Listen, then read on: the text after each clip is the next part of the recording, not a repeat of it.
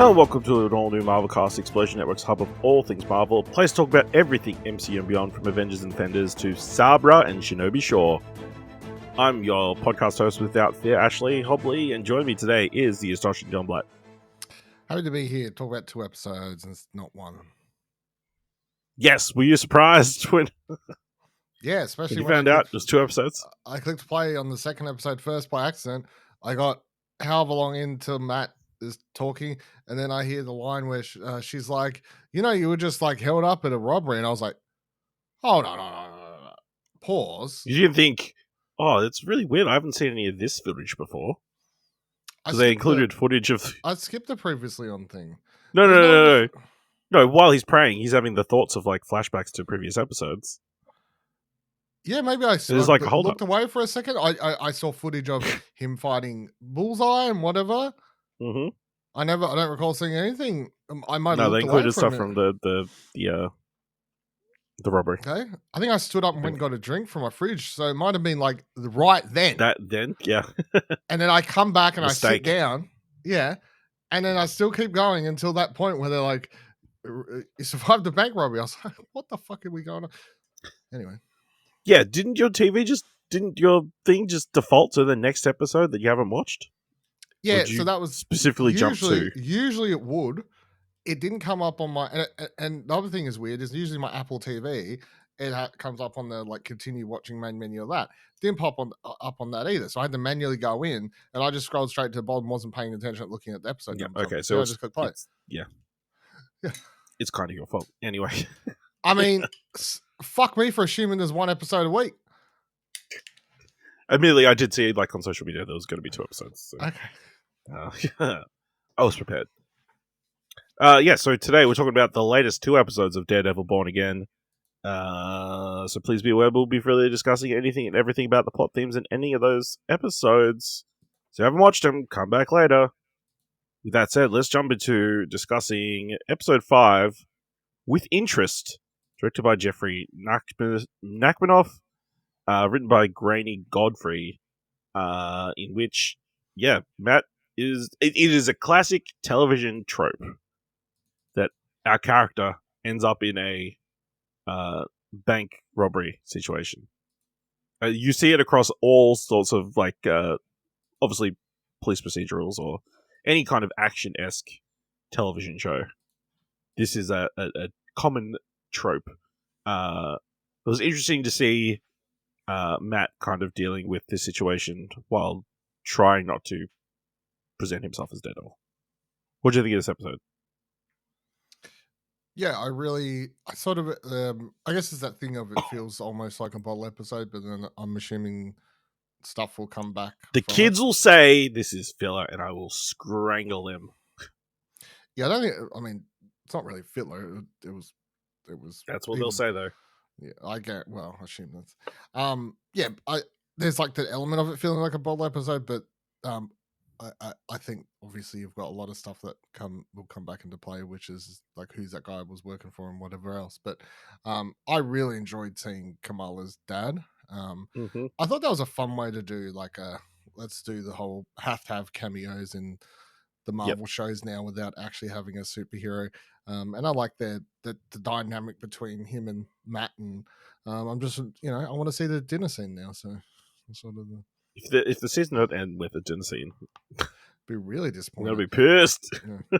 Just the fact he holds up the pop vinyl, is trying to explain who pop vinyls to a blind person. Yeah, blind. I was like, yeah, good stuff. Overall, it was a lot of fun. Bank robbers, whatever. The guy sort of, none of those characters were particularly interesting, but I don't think they needed to be. But I thought it was a more lighthearted in some way episode. I know it was like bank robbery and whatever, but especially when you go into the second episode and you got a serial killer and whatnot. So yeah, definitely a fun episode. Like obviously it does bring the narrative kind of the overall narrative kind of a whole. It's like although we'd kind of had bits and pieces kind of setting this up obviously last episode, his partner Karen. No, not Karen. No, definitely not Karen. That's the whole thing. No. What is the other lawyer she's working with? Don't know, but remember when there was a Karen in the show? I do. Kirsten McDuffie. She mentions that they need more money. He's going to the bank. Obviously trying to get a loan, and Yusuf is unable to give it to them because they don't really make much money. They're not bringing in money. They're definitely trying to. The clientele doesn't lend itself to getting a loan. Yeah, I really enjoy the episode. I love, obviously it's got a lot of funny moments. Whether it's Matt dawdily wandering back into the bank when it's in the middle of the heist, and doing the whistle, completely oblivious. Yeah, doing the most obvious,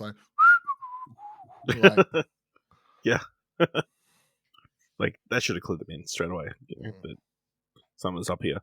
Yeah, I enjoyed how the dynamic between Yusuf and Matt was really enjoyable the entire episode.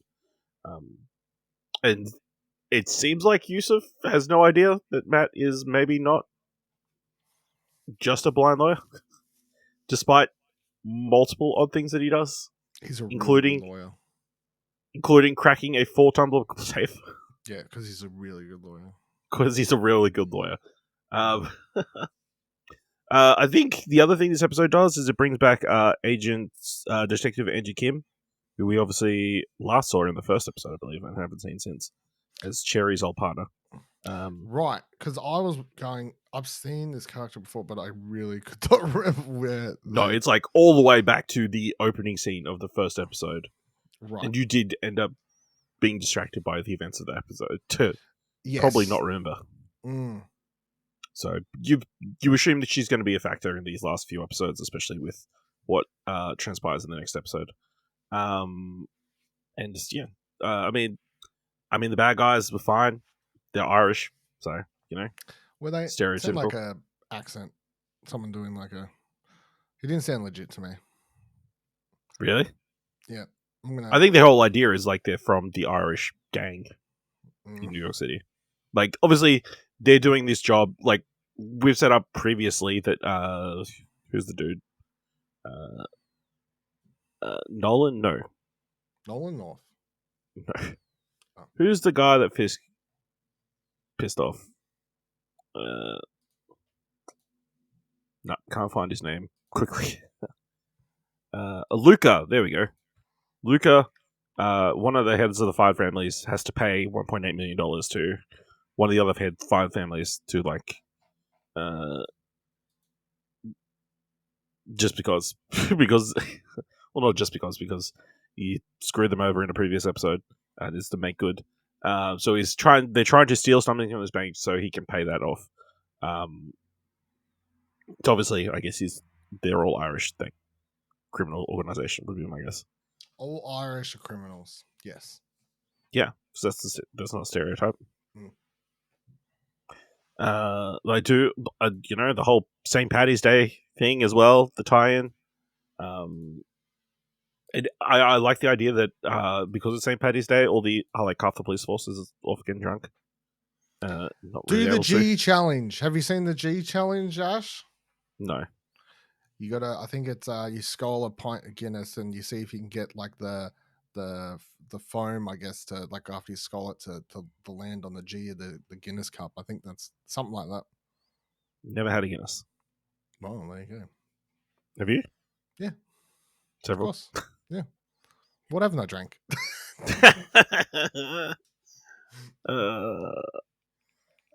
Yeah. I mean, because it is so self-contained, there's not a lot to say other than, when Matt finally lets loose.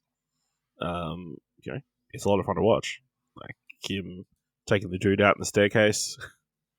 Him doing a pretty solid Irish accent, which would make sense because Charlie Cox is English, so it's not too far of a stretch. And then hoodwinking him with the diamonds. On him being Irish thing, I thought it was funny. It's does the whole where are your family from? Whatever. Where are your family from? Hell's Kitchen.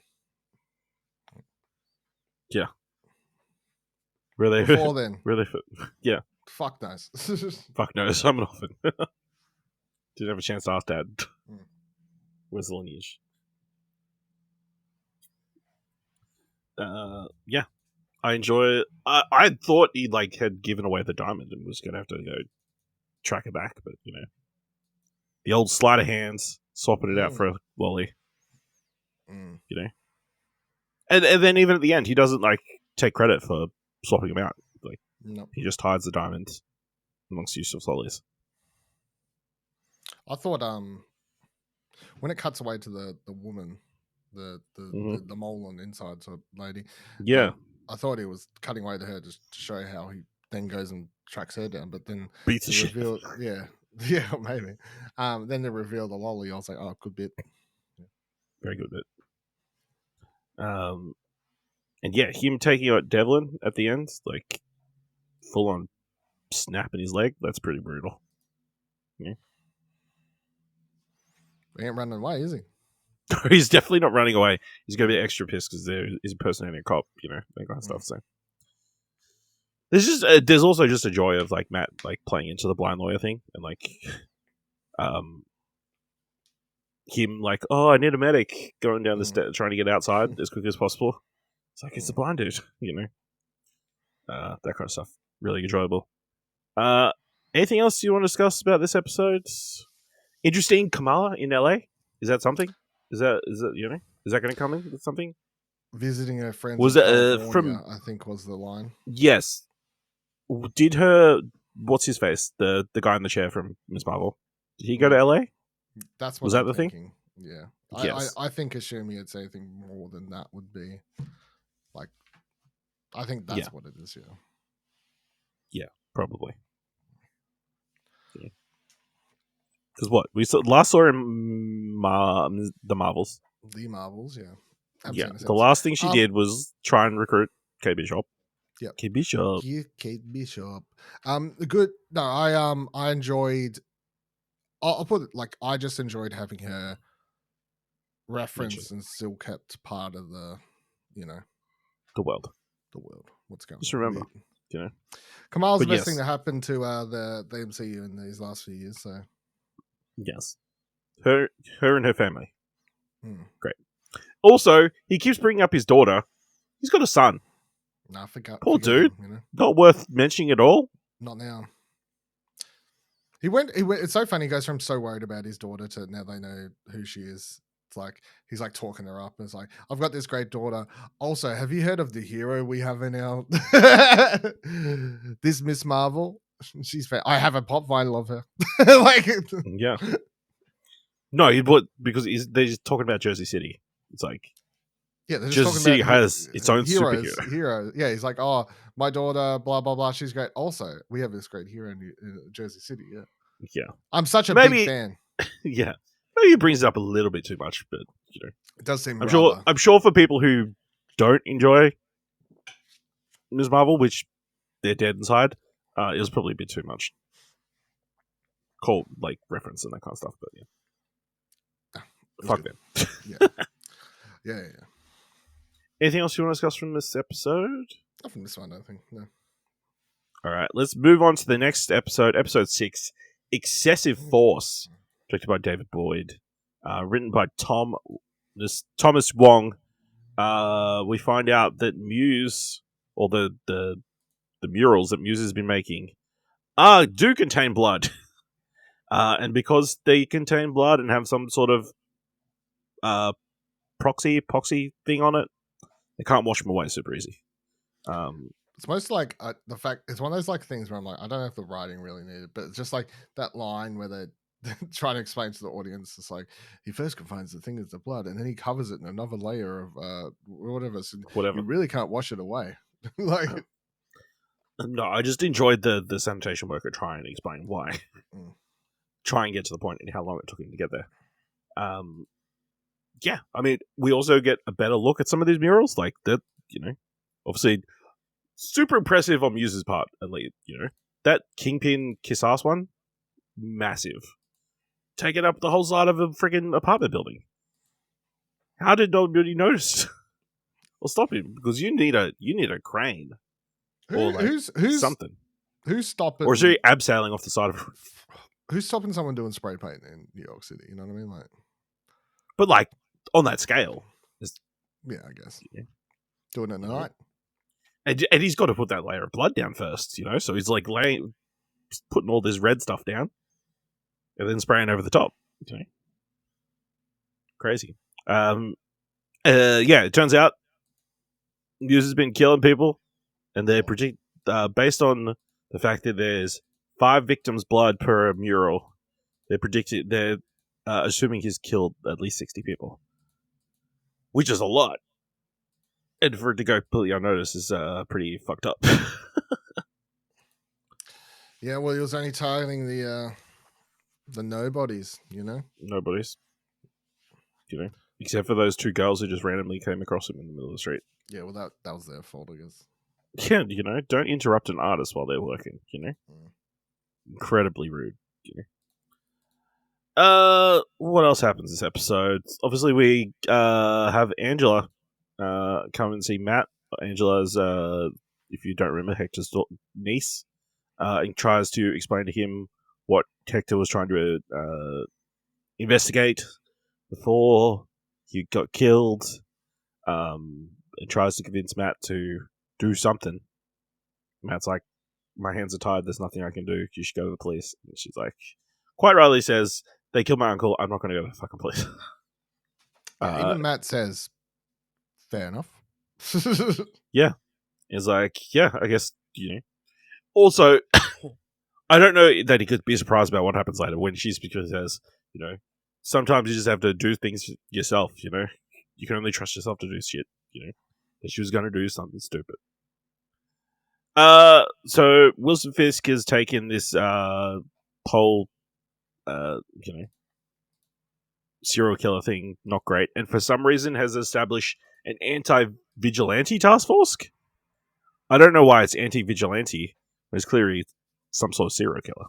Yeah, this is the part of the episode I don't like, because you can tell they're trying to get to this area where Fisk has a task force to use against Daredevil later in the season, or heading into season 2 even. But to get there, they've like done it this way, where I'm like him creating the task force with a bunch of bad apples makes sense, but he could have called it something else and then renamed it later to use against Daredevil. Yeah, They're just or if they were like, oh, this serial killer, he's just killing bad criminals like Punisher. He must be a vigilante, because they love Punisher, and Punisher is still a vigilante, so it doesn't make really a lot of sense. I'm surprised all those dudes don't have massive Punisher things all over their faces. I'm pretty sure one of those dudes is the detective we've been antagonized against the last few episodes. Well, one of them definitely killed the White Tiger or whatever. You would assume. Well, you would assume. What was his name? Yeah, White Tiger. White Tiger. Okay. Yep. We do get we have some of Fisk trying to butter up some rich people to try and get them on board his plan to urbanize Red Hook or the docks. Does not go very well. He is not although he's come up in the world, he relates more to the working class than the rich elites. And we get a cameo appearance from Jack, my boy Tony Dalton, Dukeness, Jack Ducons, the swordsman from Hawkeye, who was the swordsman, and for those who definitely can't remember, was the guy who was engaged to Kate's mum. Don't know how anyone could forget. He was a fantastic actor in Better Call Saul, so he's very recognizable. Not everybody's watched Better Call Saul. That's the problem. That's the problem.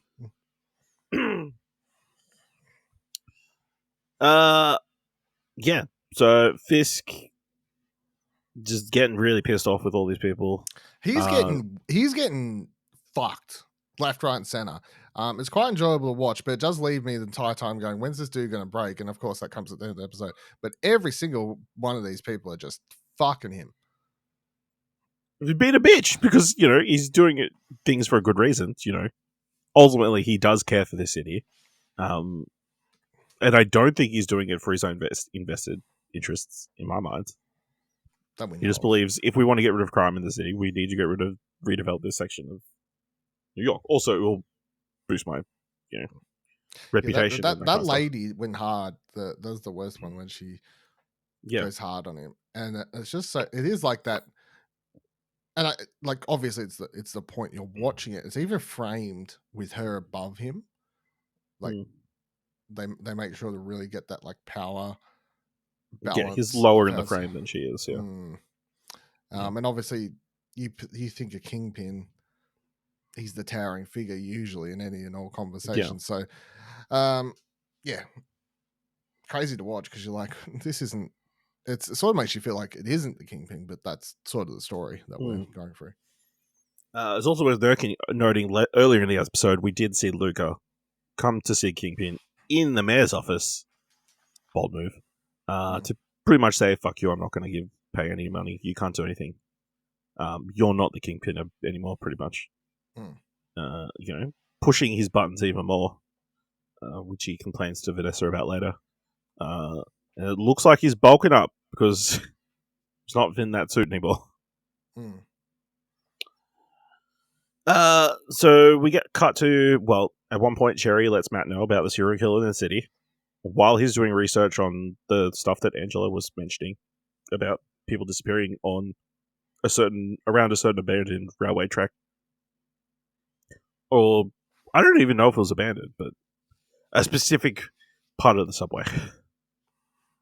So when Angela's aunt rings up Matt to say she's missing, he knows what's up. He's like, I call the police.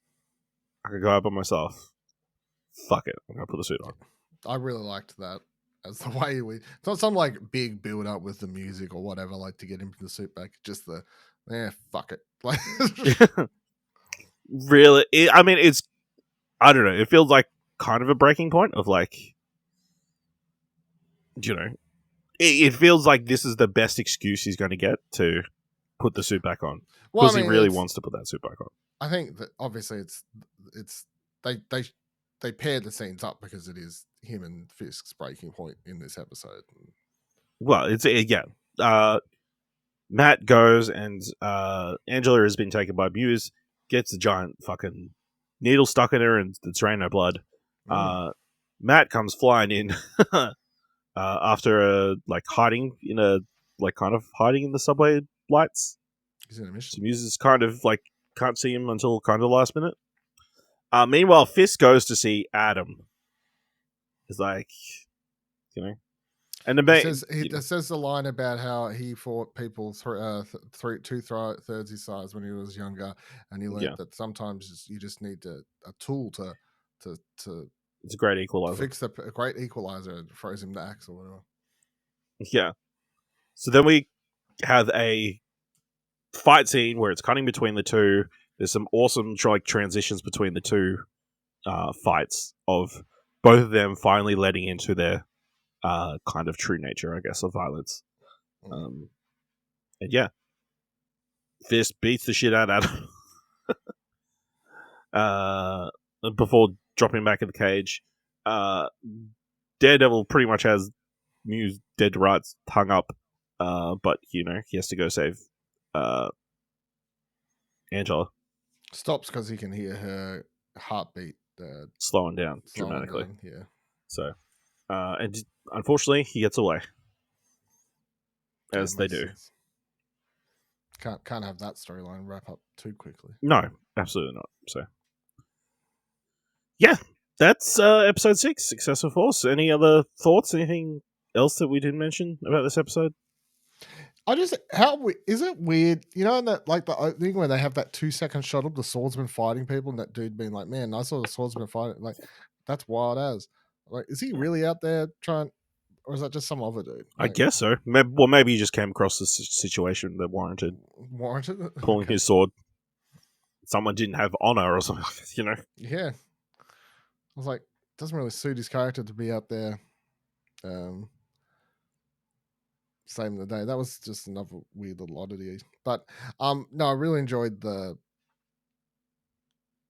I had some like weird, just that the building the task force thing that felt like weird. Just the way it's been written doesn't quite make sense. Well, it makes sense. It's just the naming and everything's just. It makes sense of what we think the series is going to go to, but in the moment of the story, Yeah, Doesn't it just make sense. feels odd. But then I really enjoyed especially the last 10 minutes, the way it was edited and put together, and between the two fights, finally seeing both of them after, especially Fisk, uh, Yeah. like keep his emotions in and everything, I guess, for last 5 episodes. Mhm. Even in that, you see the slight, the thing you mentioned, but when the police, whatever dude's going over everything, and he just cracks up laughing. Like, Mm. yeah, he's just Yeah, you can just tell laughing and he's on struggle street. yeah. By the end of the Well, episode, he's like, you "That's it. I want to go beat the shit out of someone." know, somebody, yeah. I mean, the other thing to mention is early in the episode, obviously we got Matt and his girlfriend Heather, starting the day, and she mentioned she's got to go see her publisher, who's going to be pushing for the next book that she's writing about vigilantes, and she's pushing Matt to maybe help her hook her up with some sort of vigilante like the Punisher, because that would be an interesting conversation. That would be a scene I'd like to watch. Well, that's where Matt laughed. Yeah. You want me to and get then, of him course, into your friend castle? Sure. yeah, she mentions wanting to talk to Daredevil. Yeah. So see how that plays out. Who, until the end of the episode, hasn't been seen for however long. A year or something, since Daredevil, since Foggy. Yeah, so. I do also love the opening of like Matt just praying or reciting whatever prayer was on Foggy's card, that thing that he's been holding this entire time. Catholic side, which we don't see a lot of in the show, or at least more than the Not later this seasons. Not this version of the show. No, you saw Obviously, a lot more in the first season. I think the most of the Netflix. This is the first season. Yeah, the Netflix one. Yes. Yeah. So let us know what you thought of this double-parter of Daredevil Born Again by finding us on Blue Sky at explosionnetwork.com, or head over to our Ko-fi page, or find us on other social media at Explosion Pod. If you want to help us out here in an all-new Marvelcast, leave us a review on Apple Podcasts or on Podchaser. Leave us 5 stars and equally 5 stars, and just tell people about the show. And if you've enjoyed this episode, thought it was worth $1, head on over to our Ko-fi page at explosionnetwork.com/supports. Thank you very much for listening. Make sure you watch next week's single episode of Daredevil Born Again, and join us next time for another all-new Marvelcast.